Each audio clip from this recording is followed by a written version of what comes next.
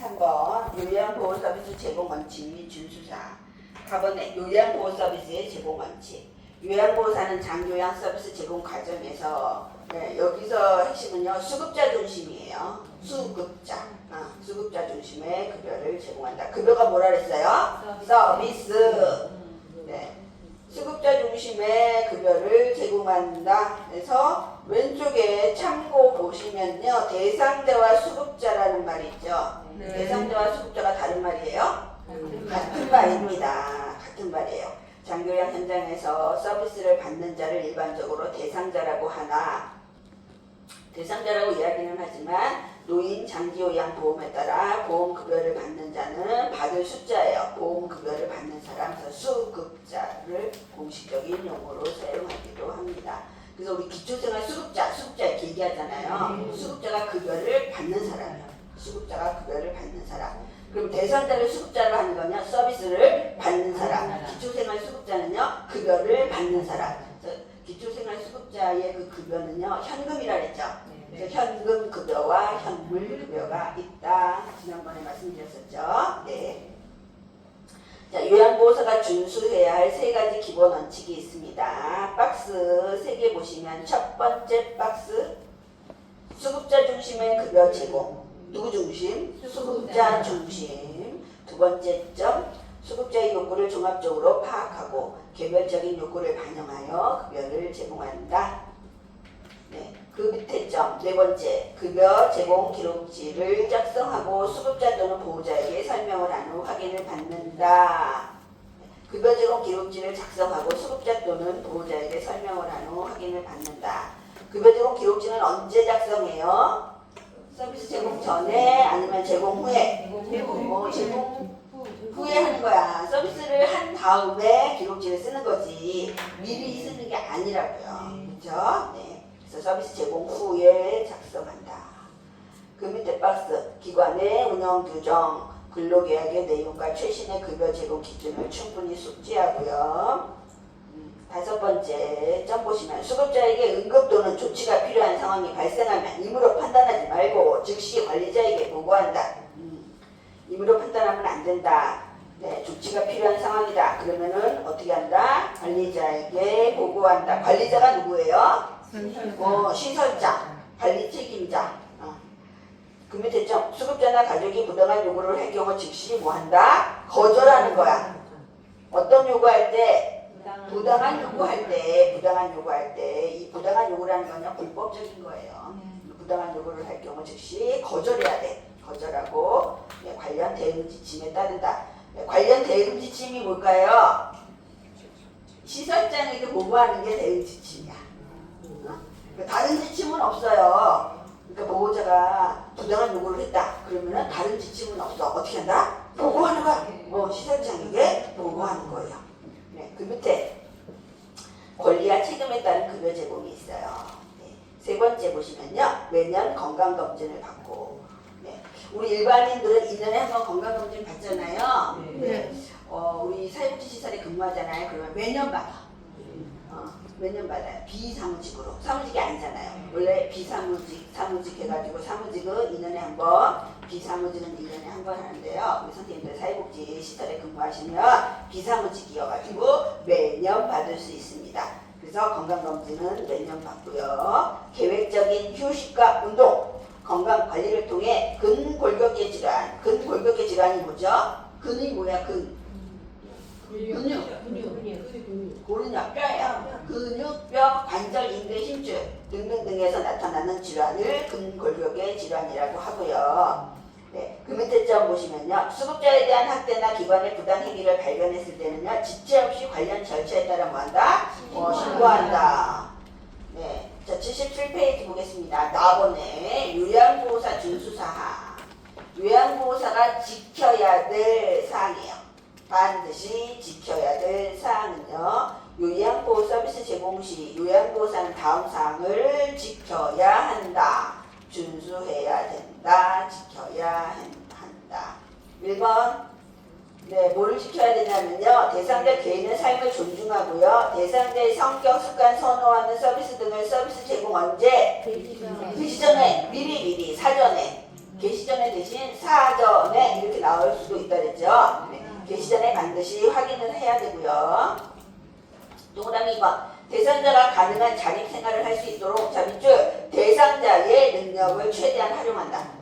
뭐를 활용한다? 대상자의 능력, 대상자가 가지고 있는 잔존 능력, 잔존 능력을 최대한 활용하고요. 네, 그래서 대상자가 잔존 능력이 있는데 선생님들이 어르신을 대상자한테 다 해주면요 그 잔존 능력을 잃어버려요. 못하게 돼요. 그래서 스스로 할 수 없는 부분만 요양보호사가 도와준다 하시면 되고요. 세 번째, 서비스를 뭐 하기 전에? 제공하기 전에 미리 대상자에게 뭐 한다? 설명해야 돼요. 그러니까 서비스를 하기 전에 미리 설명을 합니다. 미리 충분히 설명을 한 후에 대상자가 동의하면 서비스를 제공하는데 하지만 대상자가 치매로 인해서 인지 능력이 없는 경우에 누구한테 동의를 구한다? 보호자한테 동의를 구한다. 4번 대상자의 개인정보 및 서비스 제공 중 알게 된 비밀은 뭐예요? 비밀. 네네네. 개인정보는 뭐예요? 비밀이에요. 그러니까 개인정보는 비밀을 보장한다. 네, 이 비밀이라는 거는 개인정보가 비밀이지 이 신체적인 변화가 있거나 뭐 심리적인 변화가 있다 그러면요 비밀을 지키면 돼요? 안 되는 거예요. 신체적인 심리적인 변화가 있을 때는 어떻게 한다? 보고하는 거야. 보고하는 거예요. 여기서는요 비밀은 개인정보가 비밀이에요. 자 5번 대상자의 상태를 관찰하면서 서비스를 제공합니다. 관찰하면서요. 그냥 기계적으로 하지 않습니다. 그러니까는 맞춤 서비스야 맞춤. 자 6번 요양보호사의 모든 서비스는 누구한테만 한다? 대상자에게만이에요. 다른 사람한테 하는 거 아니에요. 어떤 서비스를요?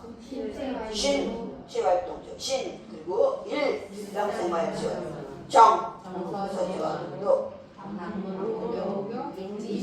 그렇죠. 방문 목욕 앞에다가 인지 지원을 쓰라고 했죠 제가. 그래서 신일 정인 그리고 방문 목욕 신체활동 지원이 뭐가 있었어요?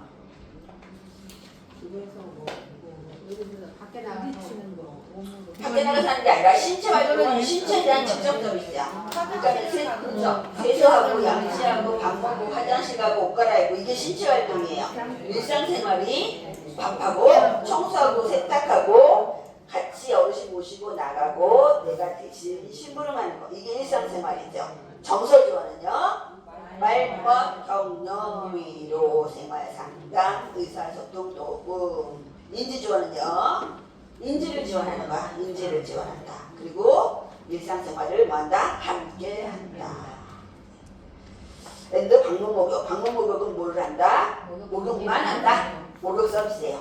목욕 서비스. 7번 대상자의 상태 변화 등으로 계획된 서비스 이외에 서비스를 추가하거나 변경할 때는요 어떻게 한다? 누구한테 시설장 또는 관리 책임자에게 어떻게 보고한다? 신속하게 8번 대상자의 가족과 의견이 상충되어 의견이 달라 갈등이 있어요. 그럴 때 뭐를 피한다? 마찰 피하고 어떻게 한다? 시설장 또는 관리 책임자에게 보고한다. 네. 추가하거나 변경하거나 계획된 서비스 이외에 서비스를 추가하거나 변경할 때 신속하게 보고한다. 네, 의견과 다를 때 신속하게 보고한다. 또 부당한 요구를 할 때 신속하게 보고한다. 그러니까 계획된 서비스를 할 때는 제공하면 되는데 계획된 서비스 이외에 다른 것들이 요구를 받잖아요. 그럼 무조건 뭐한다? 보고한다. 9번에 서비스 제공 중 예기치 못한 사고가 발생했습니다. 네, 그렇죠. 시설장 간호사에게 신속하게 보고한다. 예를 들어서 부축하여 동행했어요. 넘어졌어. 부상을 입었어요. 목욕물에 온도 조절 실패로 화상을 입었습니다. 여기는 부축하여 동행하다가 넘어져 부상을 입거나 했잖아요. 부축하여 동행하다가 넘어졌을 때는요. 보고한다 안 한다? 넘어져도 보고해야 돼요. 부상 안 입어도 보고해야 돼요. 넘어졌잖아요. 부상 입었는지 안 입었는지 어떻게 알아? 보고를 해야지. 그렇죠? 10번 흡인 흡인이 뭐라 그랬죠? 석션 가래 빼는 거 있잖아. 석션. 비위관 삽입, 콧줄, 경관영양, 도뇨, 소변줄, 욕창관리. 욕창관리가 뭐라 그랬어요? 드레싱이라 그랬잖아. 드레싱 뭐 하는 거예요? 욕창 치료하는 거예요. 욕창 치료. 그래서 흡인, 비위관 삽입, 관장, 도뇨, 욕창관리, 투약. 이거 의료행위죠? 하면 안 돼요. 근데 뭐는 할 수 있다? 경구약 및 외용약은 제외 가능하다는 거야. 그럼 요양보호사가 할 수 있는 거는요. 경구약 및 외용약은 요양보호사가 할 수 있다는 거예요. 네. 자, 11번. 요양보호사는 서비스 제공 중 대상자에게 응급상황이 발생했죠.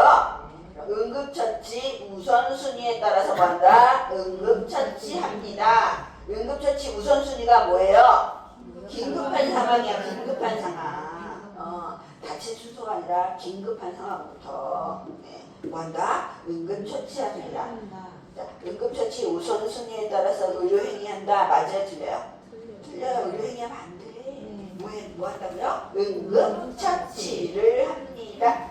12번. 치매 대상자에게 서비스를 제공할 때 발생하는 여러 돌발 상황에 대해서는 어떻게 한다? 시설장 또는 관리 책임자와 의논하여 처리한다. 지금 돌발 상황이잖아요. 예측하지 못한 거예요.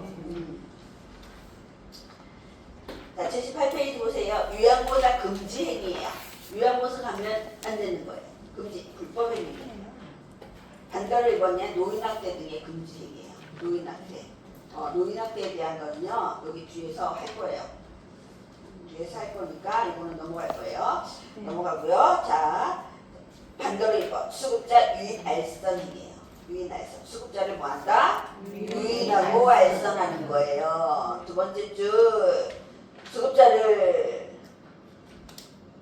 장기요양기관에 소개 알선 또는 유인. 네, 밑줄 치시고요. 이걸 위반하면 그 밑에 2년 이하의 징역 또는 2천만 원 이하의 벌금에 처한되잖아요.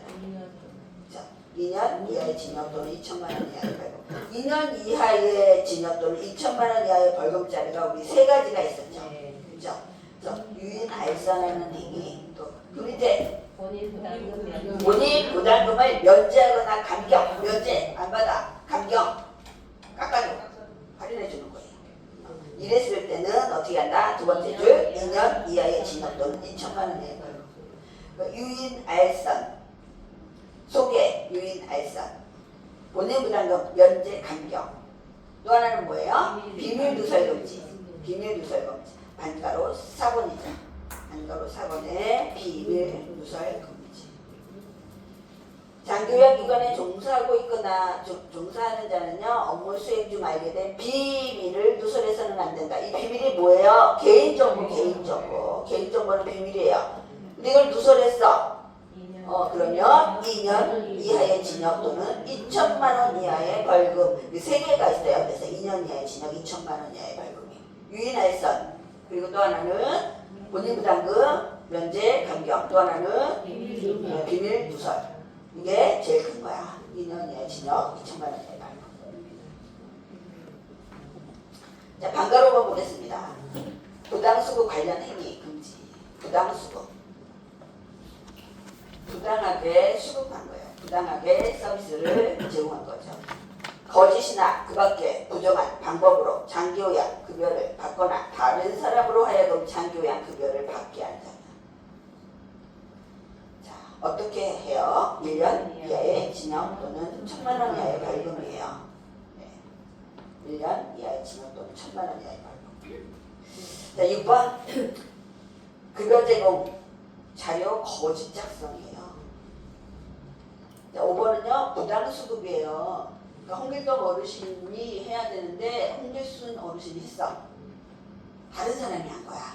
다른 사람. 네, 그럴 때는 1년 이하의 징역 또는 1천만 원 이하의 벌금이고요. 6번에 급여 제공 자료 거짓 작성이에요. 홍길동 어르신이 하긴 했는데 180분만 서비스를 계속 제공했는데 240분으로 썼어. 이거 거짓 작성이잖아. 가짜로 썼어. 작성이잖아. 작성. 네. 그래서 장기요양 기관장은 기관장 및 그 종사자는 장교양급여 제공에 관한 자료를 거짓으로 작성해서는 안 된다. 이를 위반하면요 500만 원 이하의 과태료. 500만 원 이하의 과태료. 1번에 요양보호사 급여 제공 제한. 이 제한이라는 거는 자격 정지예요. 자격 취소.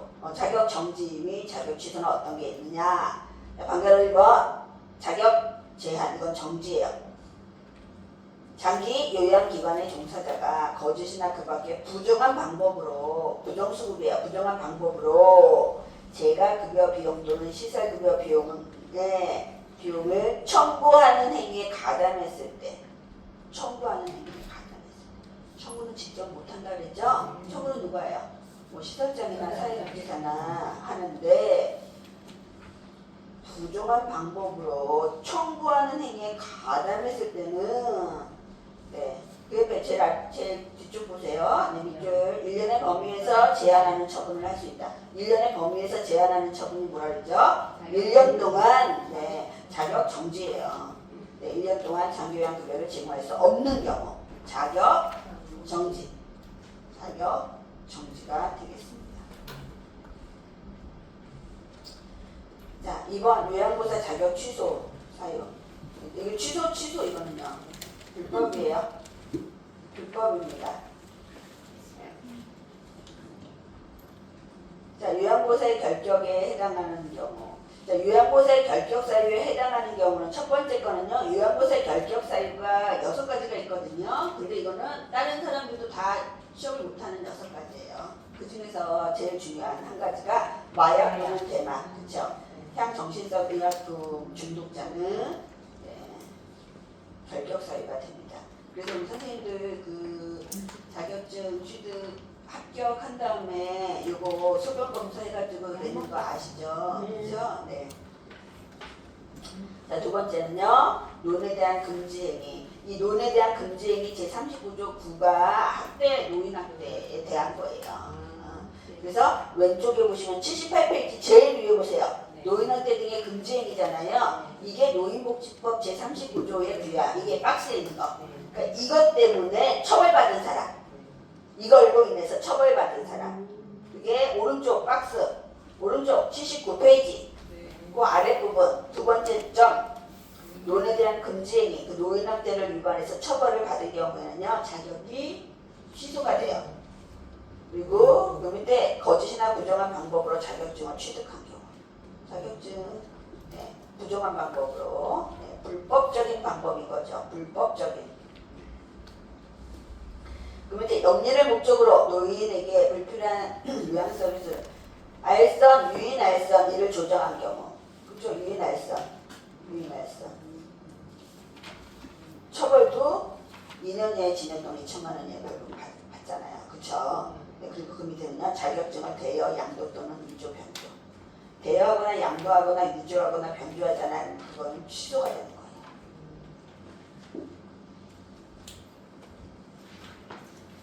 취소되면 뭐 어느 기간 이후에 다시 딸 수 있는 뭐 조건이 있어요? 모르겠어요. 취소라고만 그 다른 거는 법이 안 나와요. 다들 안 따나 보다. 네. 취소되는데 그것까지 하지 마세요. 운전면허는 그것까지 하지 마세요. 운전면허랑 또 다르죠. 이거 노인 학대를 했기 때문에 이건 영구 취소, 제 생각에 영구 취소해야 될 것 같아요. 이걸 올라가야지. 그렇죠. 네. 그래서 우리 범죄 기록이 있어요. 선생님 취업할 때 범죄 기록 해야 돼. 거기에 나와 노인 학대로 인해서 처벌받았다는 게 나와요. 얘들은 취업을 못해. 그러니까 만약에 자격증을 취득해도 취업이 아니 노인 학대로 인해서 처벌받았다는 게 있는데 그거를 해가지고요. 그것도 시청에다 내야 되는 거예요. 선생님 자격증도 내고 선생님들 그거 다 하게 돼 있어. 범죄조회서인데 다른 범죄가 아니라 노인 학대에 대한 범죄조회서야. 네. 다른 것도 안 돼요. 제가 예전에 한 10년 전에 남자 어떤 그 헌칠한 남자가 면접을 보러 왔어요. 엄청난 남자 선생님이 언제 면접을 보러 왔는데 말이 천상유수야. 엄청 말도 잘하고 자기는 다 할 수 있고 뭐 무슨 뭐 자격증도 뭐 설비 자격증도 있고 전기 자격증도 있고 막 자격증 막 그래서 내가 너무 좋은 거야. 네, 바로 다음 주부터 바로 오시고요. 이걸 좀 들고 가세요. 해가지고 그 범죄 기록 조회서를 정보 제공. 이 사람이 범죄 기록을 그때 못했어요. 제가 해야 돼. 그러니까는 동의서를 받아서 내가 해야 되는 거야. 동의서를 받아서 내가 경찰에 의뢰를 하는 건데 이걸 쓰고 가라고 했거든요. 알았다고. 그럼 제가 저기서 쓸게요 이러더라고요. 근데 없어졌어. 쓰는 줄 알고 저는 이제 다른 거 하고 가는 거죠. 이제 쓰는 학교가 없어진 거야. 네. 그래서 내가 이 사람이 범죄자구나. 그걸 아는 거지. 네, 자격증은 있지만 범죄자야. 그러면은 시험 못하지. 그러니까 우리 선생님처럼 자격증은 딸 수 있을지도 모르겠어요. 그거는 모르겠지만 따면 뭐 하냐고. 시험 못하죠.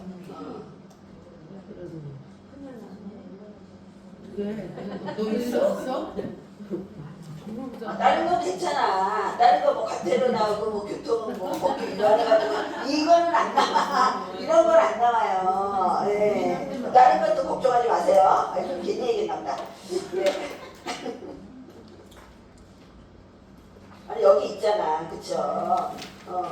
요것만 취소 사유가 된다고 요것만 취소 사유라고요. 다른 건 안 나와 있죠? 네. 자 넘어갈게요.